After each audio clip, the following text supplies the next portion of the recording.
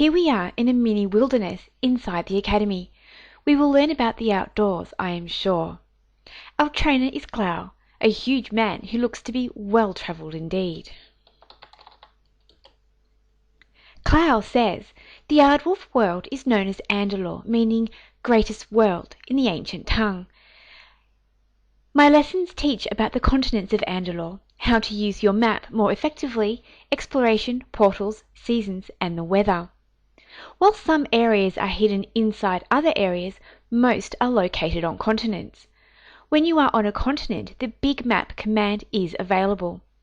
Bigmap shows a map of the continent. Your current room is shown as a red asterisk. Each continent room also has coordinates that can be seen by typing coordinates. The rooms with the question marks are exits to other areas. Reading Help World gives a good overview of the continents and the game world. You will need information from this help file for the test at the end. As you can see, the continent we are currently on is quite large.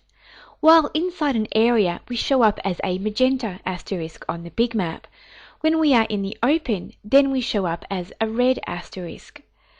On this map we are at the centre, which is where the grand city of Aylor and the academy are. This is where all the speed walks using the run to command originate from. This continent is dotted with white question marks, and that means we have a lot of areas waiting for us to explore them. I can't wait. Andolor orbits a single sun, but unlike other worlds does not rotate.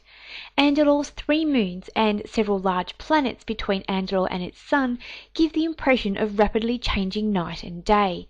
There are no changes in climate. Tropical areas stay tropical, and the frozen land of Galidus remains frozen. The culture of Andolor is extremely varied. Many different races and creatures have thrived in their diverse landscapes, and power is governed through a complex system of guilds and clans. Alliances are made and broken on a whim. Great leaders move on while others campaign to take their place. The balance of power is ever-changing, usually assisted by many battles of physical strength and magic.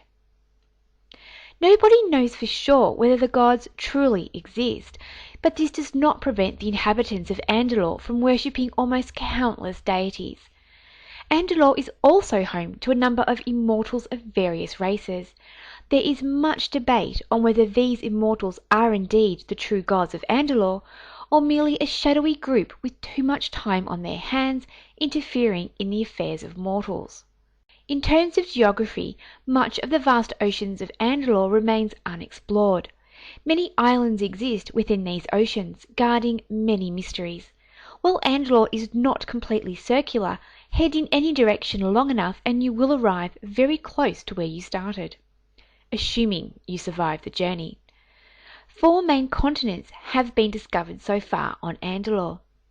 The main continent at the centre of the world is called Mesolar.